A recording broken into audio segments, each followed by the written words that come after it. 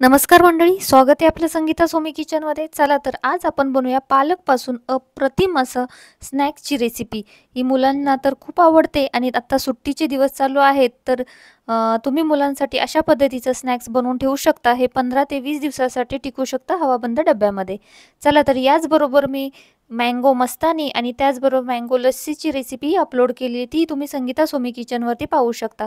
त्याचबरोबर इथं मी मँगोचा केक बनवलेला आहे. अप्रतिम असा केक बनतो आणि झटपट तयार होतो.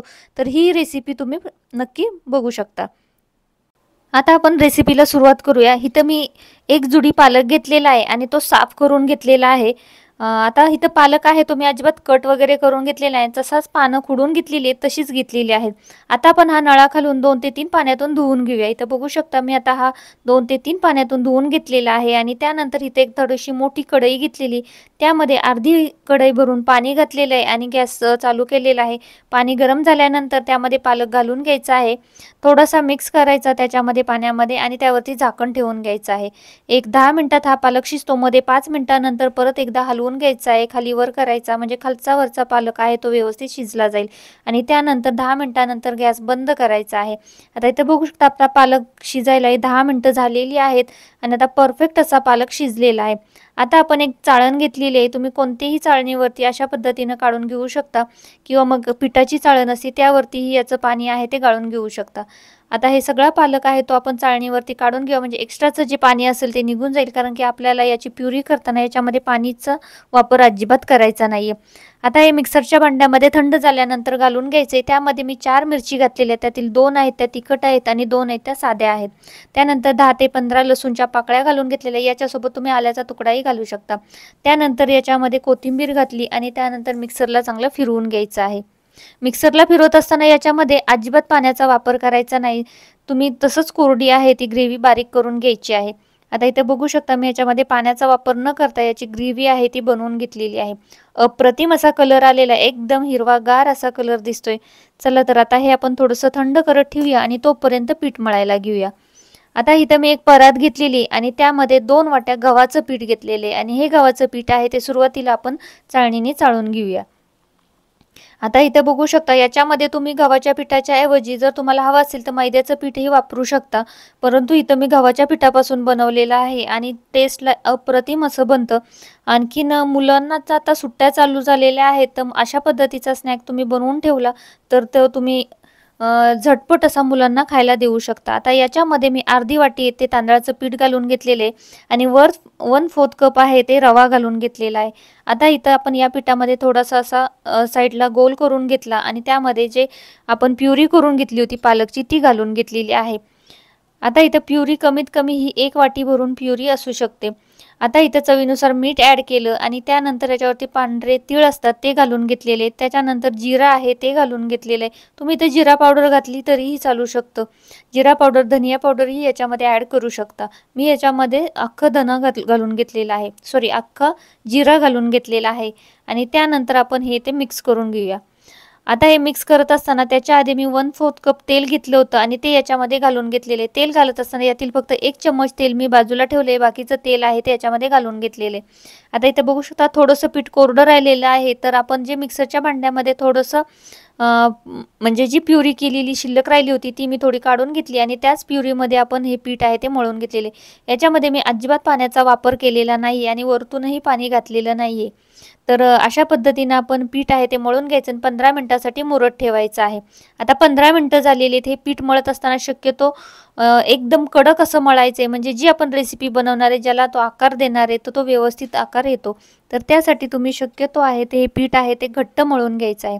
आता बघू शकता परत 15 मिनिटानंतर थोडंसं पीठ मी मळून घेतलेलं आहे आणि त्याची लाटी करून घ्यायची आहे. आता इथं आपण लाटी बनवून घेऊया. लाटी करत असताना थोडंसं पिठाचा हात लावायचा आणि मग लाटी बनवून घ्यायची. आता इथं आपली लाटी आहे ती तयार झालेली. तर बघू शकता चपातीसारखी लाटी करून घ्यायची. एकदम पातळ लाटी नाही करायची आणि एकदम जाडही करायची नाही. तर मीडियम आकाराची लाटी आहे ती बनवून घ्यायची आहे जाडीसाठी. आता इथं बघू शकता साईडच्या कडा आहेत त्या मी कापते, म्हणजे व्यवस्थित त्याला चौकोनी आकार येतील. अशा पद्धतीनं आपण कट करून घ्यायचे. सुरुवातीला उभ्या रेषा मारून घ्यायच्या आहेत आणि त्यानंतर आपण साईडच्या कडा आहेत त्या बाजूला ठेवायच्यात आणि परत आपण आडव्या रेषा आहेत त्या मारून घ्यायच्या आहेत, कट करून घ्यायचे. म्हणजे एक चौकोनी आकारामध्ये आपण छोटे छोटे चौकोन करून घ्यायचे. तुम्ही असेही छोटे चौकोन आहे ते तळले तरीही चालू शकतात. तशी पण रेसिपी खूप छान लागते. परंतु थोडंसं नाही का, मुलांना थोडंसं छानपैकी बनवलेलं असलं, दिसायला छान असले की मुलं पण खूप आवडीने खातात. आणि हे चहासोबत खाऊ शकता तुम्ही, टोमॅटो सॉससोबत खाऊ शकता, किंवा मग तुम्ही हे कोणतीही चटणी आपल्या घरात असू शकते ना, त्याच्यासोबतही तुम्ही खाऊ शकता. अप्रतिम अशी रेसिपी बनते आणि तुम्ही 15 ते 20 दिवसासाठी स्टोअर करून ठेवू शकता. इथं बघू शकता काय मस्त असा आकार तयार झालेला आहे. दिसायला खूप सुंदर दिसतात. सुरुवातीची 2 टोकं जोडायची आहेत आणि मागची 2 टोकं हाताच्या दोन्ही बोटाच्या साहाय्याने मागं ओढून परत ती 2 टोकं जोडून घ्यायची आहेत. इथं बघू शकता अशा पद्धतीनं आपण याला आकार देऊन घ्यायचा आहे. अप्रतिम अशी रेसिपी तयार होते आणि खायलाही खूप टेस्टी अशी बनते. एकदम कुरकुरीत अशी ही रेसिपी तयार होते. बघा काय मस्त आकार दिसतोय की नाही. अशा पद्धतीचे मी स्नॅक्स आहे ते बनवून घेतलेले. असेच आपण बाकीचे जे राहिलेल्या लाट्या आहेत त्या मी लाटून घेते आणि अशाच पद्धतीचे स्नॅक्स आहे ते बनवून घेते. अप्रतिम असे छोटे छोटे स्नॅक्स दिसत आहेत की नाही. परत एकदा तुम्हाला दाखवते की कशा पद्धतीने मी स्नॅक्स बनवून घेतलेले आहेत ते. इथं बघू शकता आता स्नॅक्स मी बनवून घेतलेले आहेत आणि आता आपण तळायला घेऊया. इथं पहिला भाजा टाकलेला, तेल थोडं जास्त गरम झाल्यामुळे थोडा पहिला भाजा आहे तो माझा जास्त भाजलेला आहे. तर आता दुसरा भाजा भाजत असताना गॅस आहे ते स्लो करायचा आहे आणि त्यावरती आपण भाजून घ्यायचं आहे.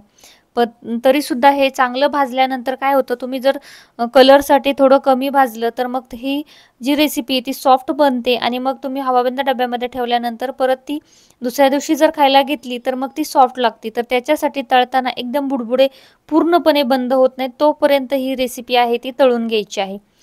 इथं बघू शकता थोडासा वेळ लागतो. स्लो गॅसवरती छानपैकी जे आपले स्नॅक्स आहे ते तळून घ्यायचे. आता तुम्ही बघा पहिला भाजा माझा थोडासा जास्त भाजला गेला होता, पण सेकंड आणि थर्ड भाजा मी व्यवस्थित मंडळी इथं तुम्ही आवाज बघू शकता. एकदम मस्त असा एकदम ठणठणीत आवाज येतो याचा आणि एकदम असे कुरकुरीत झालेले आहेत.